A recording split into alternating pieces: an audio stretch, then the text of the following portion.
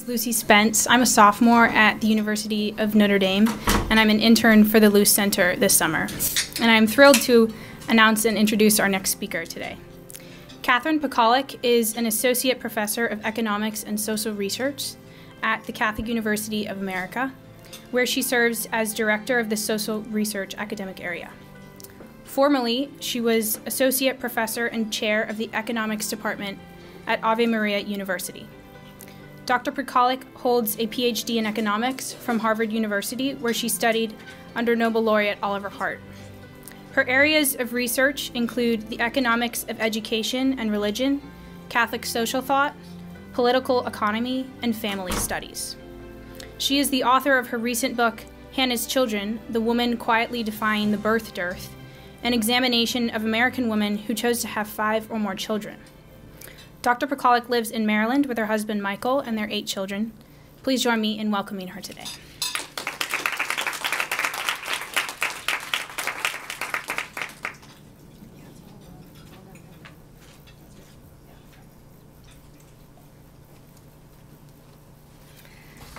Good morning.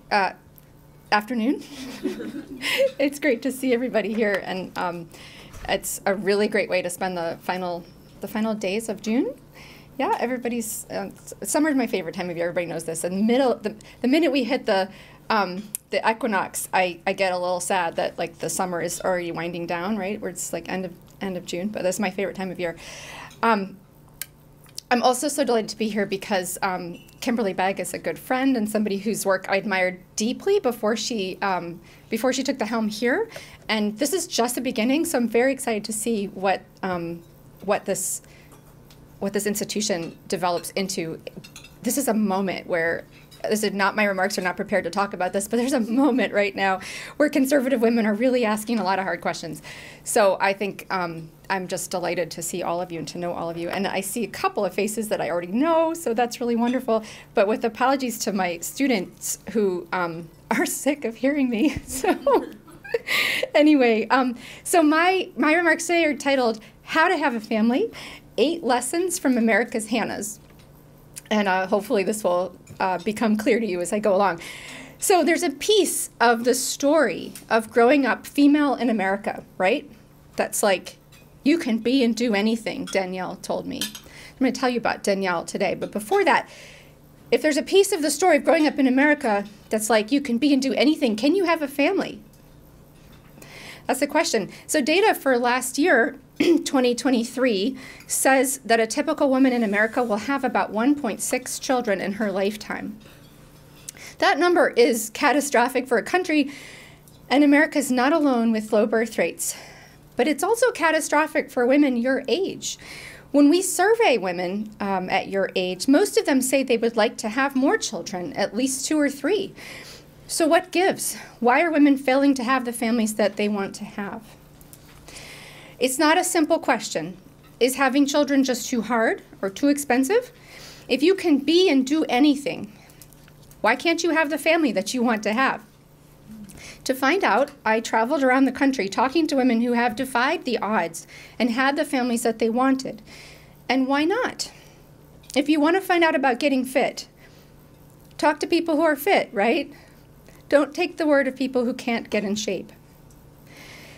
Their stories taught me that falling birth rates are not a cost problem, at least not the way we normally think about a cost problem. The real obstacle to choosing a child, they said, was the cost of missing out on other things you could have done with your time or with your life. The price that they really leaned into, the cost of having children, was what they had to give up. They talked about sleepless nights, about giving up comforts and plans and hobbies, status, a clean house, giving up alone time, achievements, freedom, giving up meeting your own needs. Having children and parenting is all about living for someone else, one mom said, and not for yourself.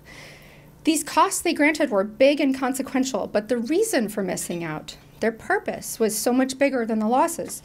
They would give up something of themselves, but their children would give it back to them with interest. It's the paradox of the cross, one woman told me. They had a reason to have children big enough to give up their lives more than once, and that reason came from deep trust in God, from love for their spouses, or love for their children, and often all 3. And anyway, they said, the losses weren't the end of the story. Their children were their greatest blessings. They told me how their children had saved their lives, saved their marriages, and saved their souls. They, by their own reports, have been saved from immaturity, loneliness, selfishness, and uselessness. And so had their children and their husbands. They told stories of healing and growth.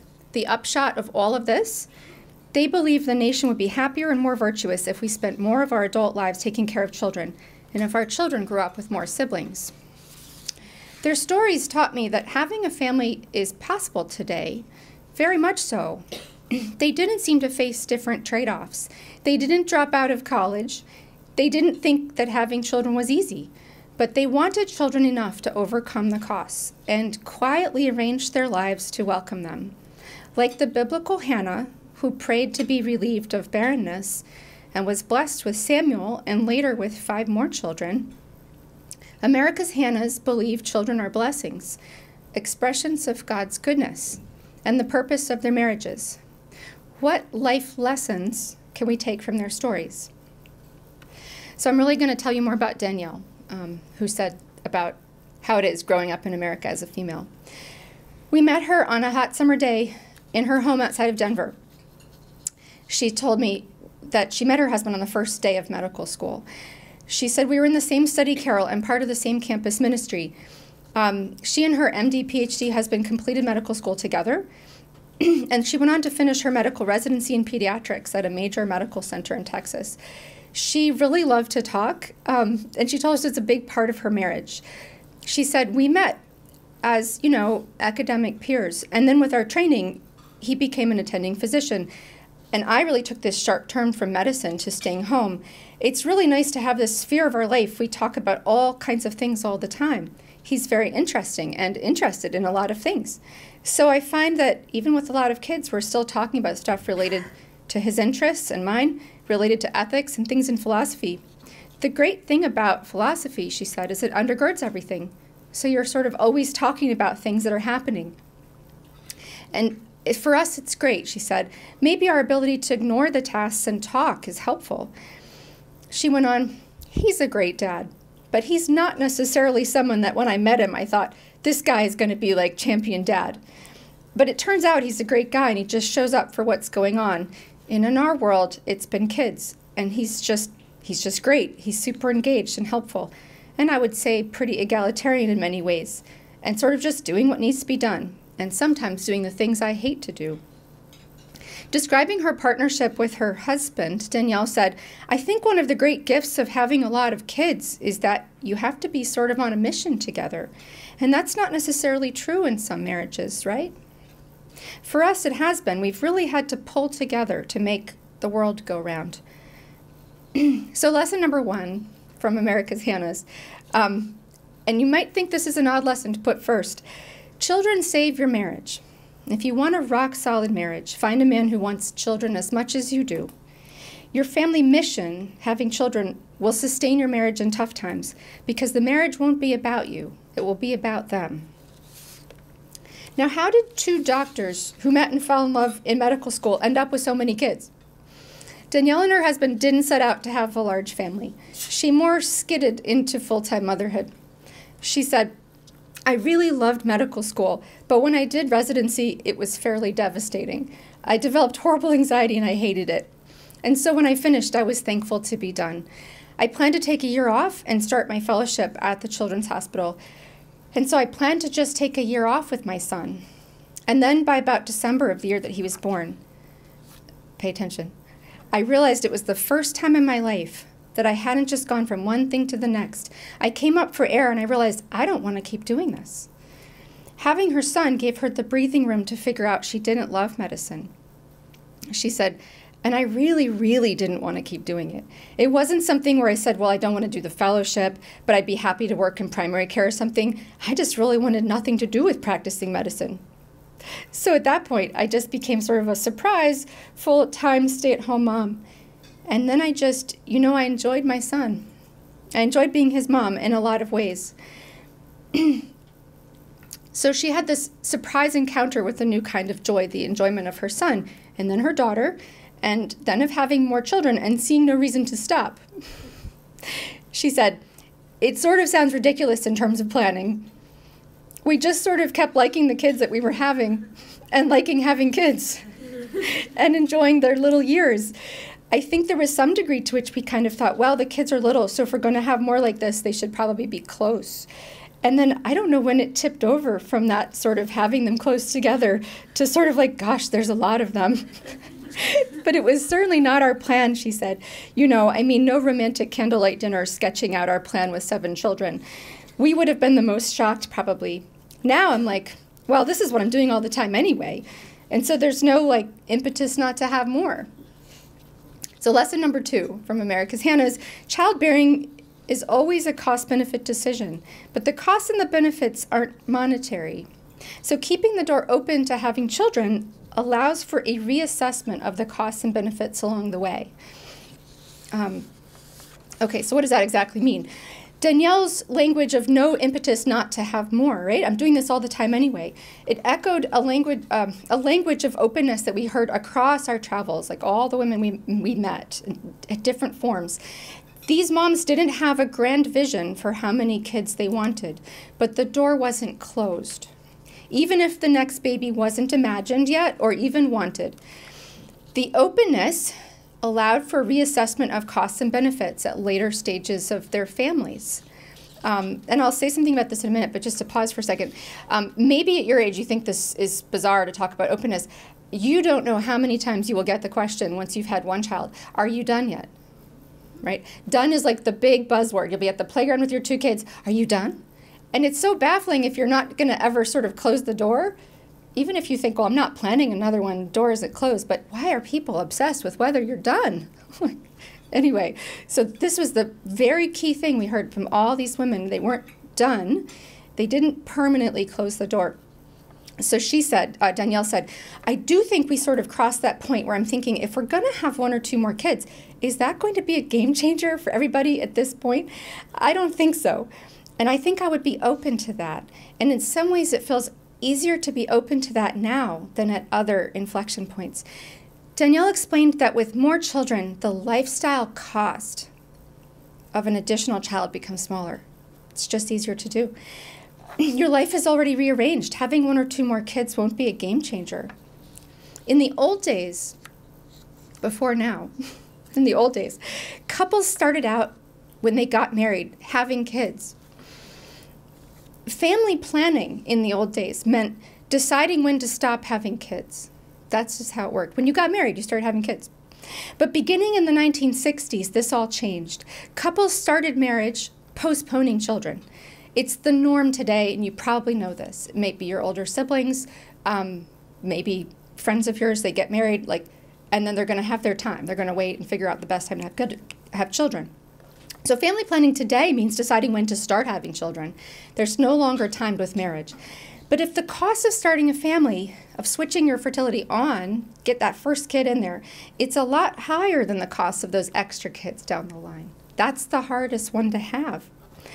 Then the change from when to stop having kids to when to start, right? You have to decide when to opt in.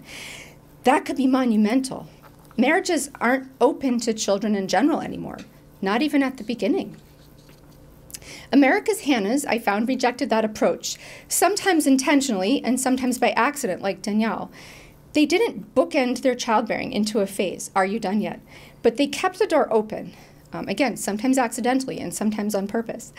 And this openness made it easier to have the children they hope to have because the costs and benefits of childbearing aren't the same at every stage of motherhood.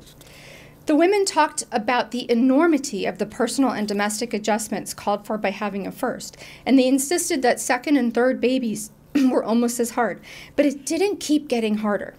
There was a peak cost in terms of the challenges of having children. 3 is the hardest number of children to have, one mom said. The women in our study had a general sense that after 2 or 3 additional children were much easier to have. If we're going to have 1 or 2 more kids, Danielle said, is that going to be a game changer? I don't think so. Besides eating out, Danielle mentioned the size of her car and traveling less. Since they'd already made those adjustments, having 1 or 2 more wouldn't impact their lifestyle. And they expected to enjoy 1 or 2 more a great deal, since there would be more people to enjoy, right, to share the joy. So a particular type of cost-benefit reasoning started to argue in favor of the additional child for many of the women in our study.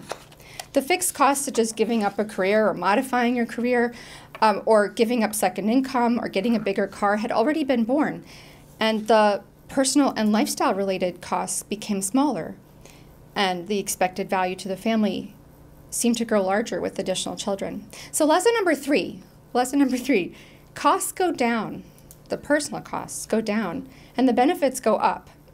Children get easier to have after the first ones, not harder, and they bring more joy. So have the first one as soon as you can. Don't get married and wait for ages and ages to have kids. Danielle saw it, the way Danielle saw it, the lifestyle costs of starting a family had to be seen as an investment or a down payment on a certain kind of growth. She said, I think the transition from not having kids at all to having kids is so profound, because you go from being responsible for only yourself to being responsible for another helpless person. It really, it's such a dramatic change in your capacity to do the kinds of things that you're used to doing. I remember thinking, my life is over. Like, I'll never even be able to take a shower again. And that wasn't true, but that's what I thought for a couple weeks. She says, the gear shifts so dramatically there. I think it's easy to feel like that with the first one. And even sometimes the second can do this too, because you think, well, with your first child, you're like, well, my whole world changed. But you also get used to doing everything that you wanted for that child. And the second one is where you have to learn you can't do everything that you want for everybody. And past that point, well, the dynamic shifts a little bit. And there's always that joke about going from, man-to-man defense to zone defense. It just keeps changing. Danielle's experience was that children, especially the first few, change your world by requiring more than your capacity. And when the first kid comes, you can't do everything for yourself that you're used to doing. And when the second one comes, you can't do everything for the first that you're used to doing.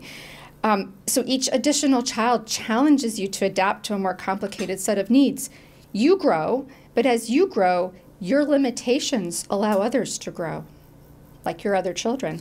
She continued, my experience has been that having kids has meant, by definition, I can't make everything be the way that I want it to be. But I think it's good for them, my children, in the sense that it liberates their play, their creativity, their responsibility. All of those things are somewhat elevated because of their circumstances. Anyone following the work of Jonathan Haidt on how children are overparented today, right? If only there were a way to sort of naturally not overparent. Right, so this is exactly what she's talking about. She explained that when mom can't do everything for everyone anymore, it gives rise to a type of freedom for children. They can recreate without being overparented, and it gives rise to an opportunity for kids to feel needed and valuable. Older kids become part of the nexus of caregiving in the family. So she rejected the idea that each child is a new burden. So this is important. To say that it's additive, she said, in that each child just takes more and more and more away from you, doesn't take into account the relationship between children themselves, and it doesn't take into account the way that the wisdom you glean over time from parenting changes the way that you parent subsequent children. Younger children aren't left with less of you because you become more, and your nurturing as a mother is extended through your children. But she asked, does it cost you something? Well, yes, but the dividends are there too. She said there's a piece of sacrifice. There's a good thing in that. It's a gift to have people to care for. So lesson number 4, if you're still following, children add, they do not subtract. They make us more, and they make our children more. There's a whole separate conversation about how they make our husbands more, but that's too much time for today. They add, they don't subtract. Danielle stressed that the choice to mother many wasn't so much of a loss as a new direction. Is there less of me, she said, in the sense that things have changed in terms of interests? Sure. If I just woke up tomorrow and it was just me and it was sort of just whatever you would like to do, I'd go to church on time, and then I would go to an art museum and eat at a restaurant, and so things change. And this is super interesting. My husband and I have talked about this a lot, she said. We talked about this in medicine. When you make one decision, other things die. They just do. And when we decided to become doctors, other parts of our lives died. And anytime you make a decision to do something, particularly something that is somewhat consuming. Yes, other things will die, like having a big family. Well, are there parts of my life before that I don't invest in or engage in like I once did? Sure, but I'm doing something else. It's me parenting, shepherding, nurturing, teaching, and fostering the growth of these people. But that's not bad. I mean, because you could look at anybody's vocation and say like, oh, well, you're no longer sleeping in until noon because you have a job now. You wouldn't say like, oh, you've lost yourself, right? Her language, other things die, captures the notion of what economists call opportunity cost very well. Mothering full-time was more valuable to her than what she was giving up. It wasn't a choice against professional work, but her professional work was a good that had died in this case. Not only that, but also eating at restaurants and going to museums on a Sunday, also going to Mass on time. Actually, she wasn't Catholic. It wouldn't have been Mass. It was church. All goods, but not the goods that had the highest value for her family. Okay, lesson number 5. Trying to sum that up. Lesson number 5 is, you pay for children with what you give up. Other things die, parts of you die, and that's okay. It's not so much cost affordability or monetary affordability, but it's lifestyle and identity affordability. So to think about that clearly, Danielle suggested that the narrative about losing your identity, you're going to lose yourself, might come from a culture that doesn't treasure motherhood as highly as other things. And so she explained, I think maybe some of that is rooted in like not meriting the work of parenting richly enough. And of course, it turns into a whole minefield because of course there are people doing paid vocational work that is wonderful and are also mothering. And so it can get kind of hard when you talk about it, and certainly it's culturally sensitive. There was a book about caregiving, she told me, and it talked about how we would benefit from dignifying the work of caregiving as adult valuable work, and how it could be across the board, could be neighboring, caring for the elderly, caring for children. But it's become sort of like anyone could do it, which now it's okay, but to raise the value of it, I think pushes back against this idea. I mean, if you're saying like, I'm developing my skill set as a parent, you know? Okay, she was fumbling around this, but her idea was that the notion of mothering isn't just a state of being. Like, it's not just now you're a mom. It's also a practice with definite skills and habits and expertise. Mothers who dedicate themselves to mothering can grow as mothers in the virtues of motherhood. Danielle worried about the logic of seeing mothering as essentially unskilled labor. It would follow, she argued, that caregiving isn't worth dedicating your life to. In contrast, if it's more like one of the great pursuits of human life, like summiting a high peak, well, then the grueling practice and the hardship of preparation would be undertaken with a view to the worthiness of the goal, right? It costs you something, she said, but the dividends are there too. She observed that attitudes towards family commitments seemed cooler compared to attitudes towards being in a demanding medical residency. She said, maybe it's unfair to accuse people, but I feel that there's sort of an implicit notion, like when you have a lot of kids, like, well, if things are busy, you asked for it, which is a really interesting contrast to the years of residency, which I also asked for, and which I also made decisions surrounding. But it was always, I felt that the overarching vibe was empathy or more affirmation, like, yeah, medicine, it's like amazing, that's so cool that you're doing this. It was a worthy choice. It's consuming but worthy. But now with kids, people say like, well, it's your life. She tried to avoid pouring salt on the wounds of the mommy wars. Every time she came to a place where her remarks might imply judgment or criticism, she held back or qualified her speech. But she was conscious of the problem, and she spelled it out. She said, we're always in a weird place when it comes to family size, because it's like if you make too big a thing of it, well, then you're being pretty ungracious to people who, for whatever reason, don't have kids. But if you make too little of it, then you start to feed this idea of like, who would want to really do that? And is this even really valuable work for somebody? So lesson number 6, mothering is a skill and not just a state. It's not unskilled labor. Danielle believes that such kind of soft denigration of motherhood as a life choice is part of the story of why women rarely choose to dedicate their lives to having children. She doesn't think that's the whole story. She also blames ignorance about the life course. evidenced by a social patterning of women's life plans on the model of a male life plan. First, secure a professional income, then secure a family.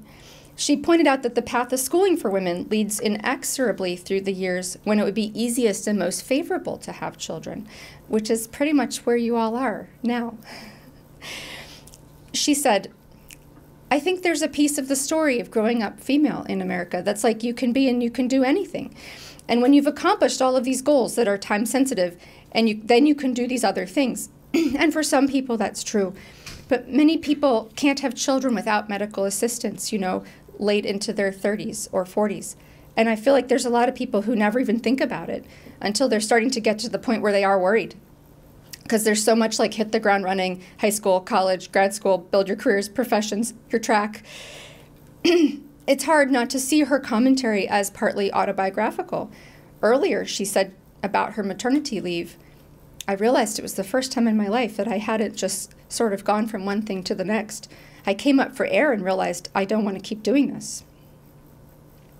She went on, I know this is so controversial, but truthfully, I would not want to go back and do my medical training now. I'm like, oh my gosh, I'm too tired, So there's a sense in which there are some things best done young, like maybe medical training.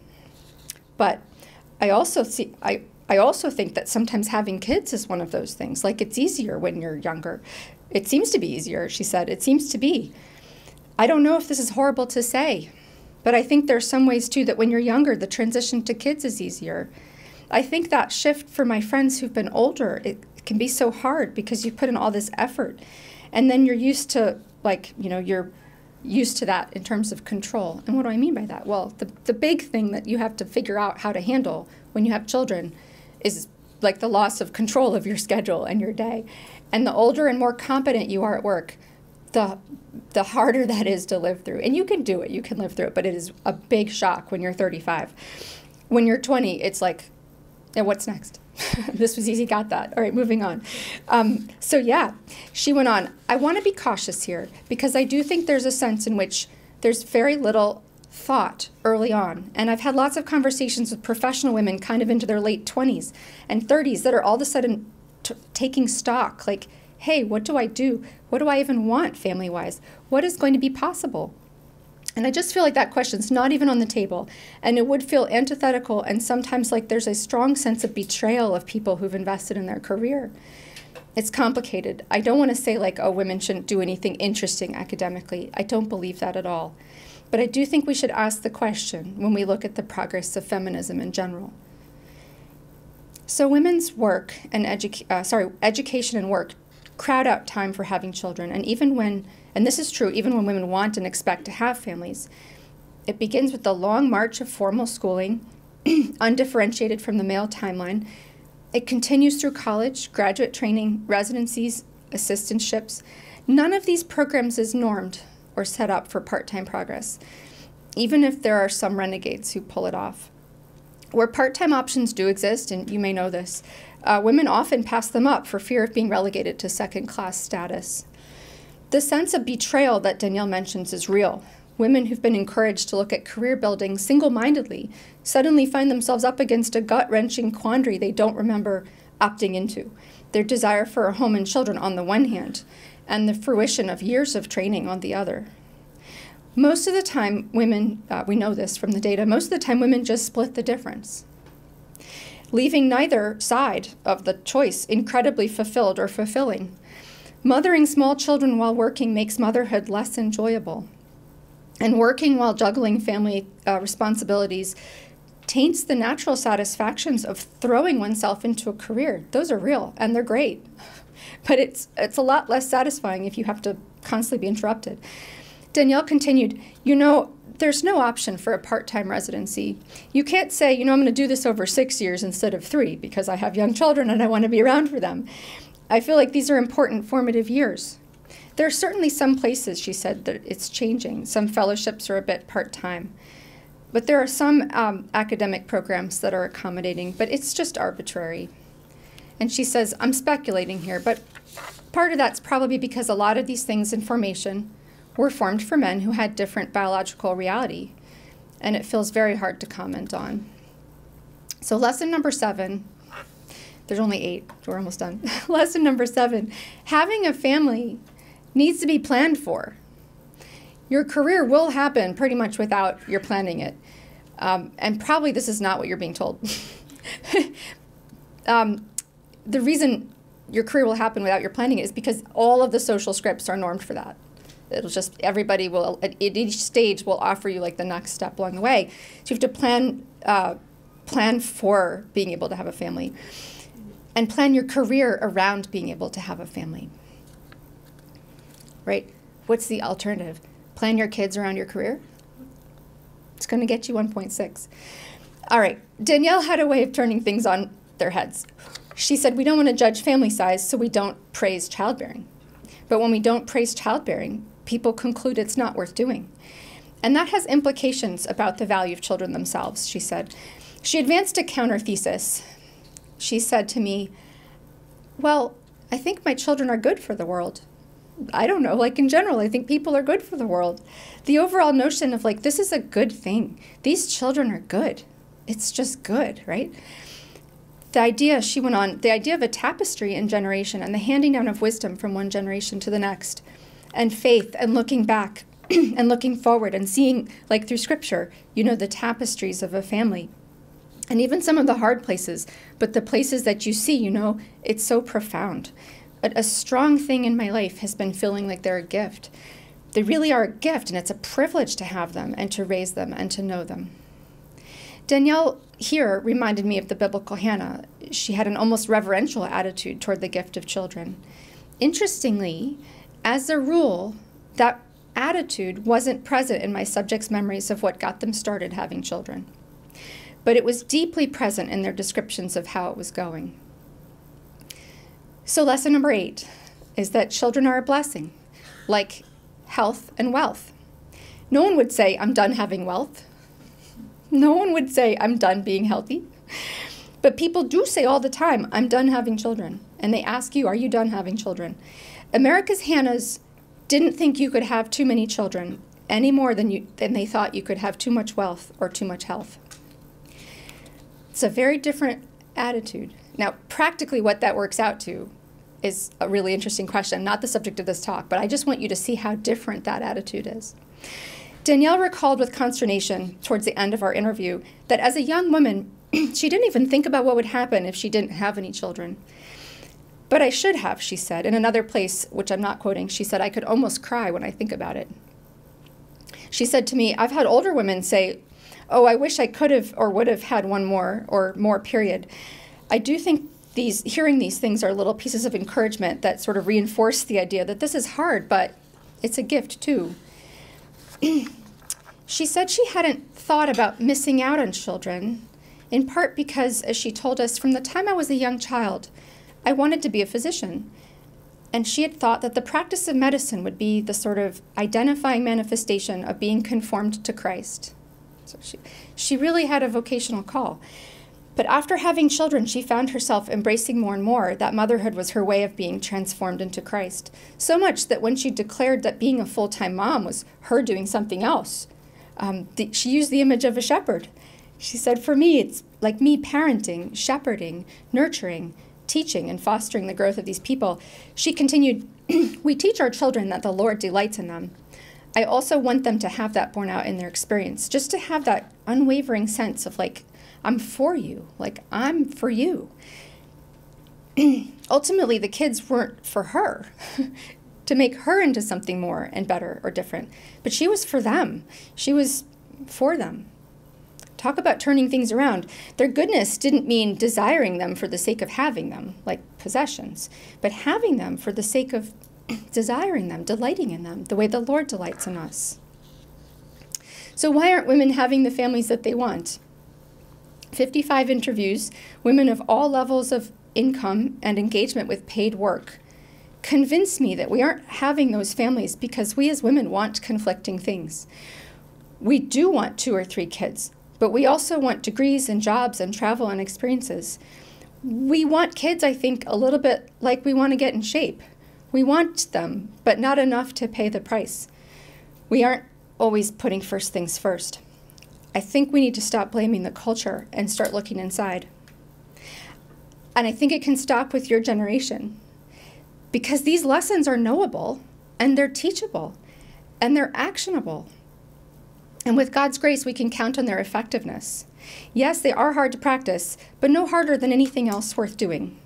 So I'm encouraging you today, and to spread the message, to get off the train that someone else put you on, to come up for the air for the first time.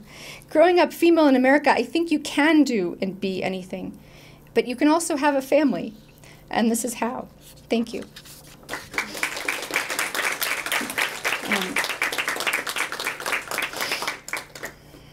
Hi, my name is Madeline Stapel. I'm a dual master's student at George Mason and the University of Malta. Okay. And I'm the kind of person who just, based on where I am going in my career, it's the kind of thing that could end in a very high-powered career. But I also recognize that I do want to be a stay-at-home mom, and so I often will come to events like this or whatever, and I'll literally, I've done it today, ask people like, hey, do you know any nice Jewish boys who might be right for me? Way to go. I mean, if I don't know them, maybe someone else does. And so from my generation, people are usually like, oh, yeah, you know, that I'll let you know. I don't know anyone that I can think of off the top of my head. But then when I talk to older people and mentors, they're like, why do you care about that yet? You're 21, you have plenty of time. And I struggle to find the right way to respond to that. So how would you suggest I respond to that? The way to respond to those older generation, kind of wondering what, I don't know, just smile. Because they're older, so you should be respectful. But you can turn and walk away and think like, well, they just don't. I mean, to some extent, the problems we're describing here, this is why I say this can change with you guys. And to some extent with my generation, my mom's generation, the whole message was like, you know, have your kids and be done, and then do the real stuff. So I really do think they got it wrong. The messaging was wrong. They didn't, but, you know, they were also, I would say that generation, they were also fed things that were terribly wrong about population, right? So they grew up in a world where they were told every day, and to some extent it's still around, like there's too many people in the world. I mean, they really believed this. They drank the Kool-Aid. It was completely wrong. And I could, you know, give you all the economic reasons why it's completely wrong. So, I mean, just be respectful, but like turn your back and say, you know, I don't have to believe that. That's incorrect. But you're right. I think that this is very much more prevalent among, you know, maybe your parents' generation, but certainly your grandparents' generation.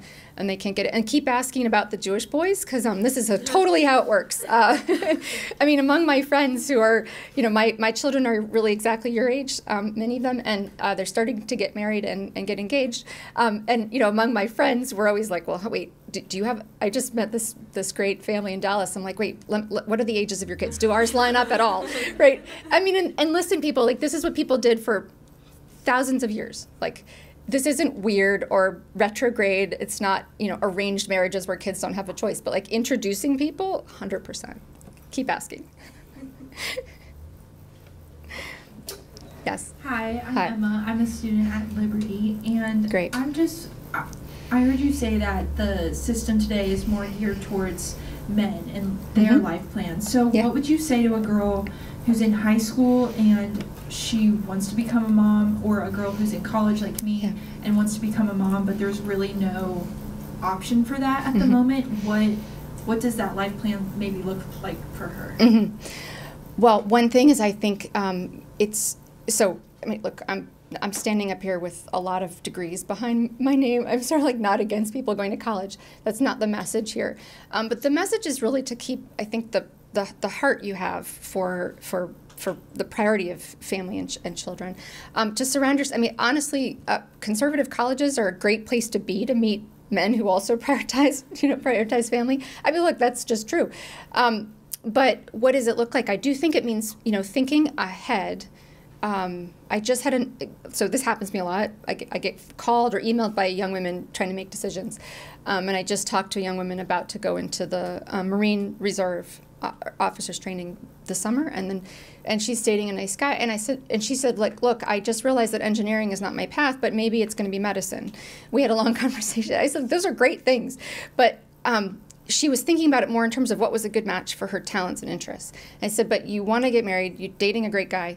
you got to work backwards induction. Like which of these things that are also a good fit for your talents and interests are most flexible if you know that you want to be able to have kids and make. So you said, what does it look like going backwards? And I think it means being sort of ruthlessly honest about how you may need to sort of adjust or choose things that are more flexible, more, if you have an option between one or two things, getting your education done as quickly as possible. Actually, I think a lot of homeschoolers are transitioning to college earlier. I know a few.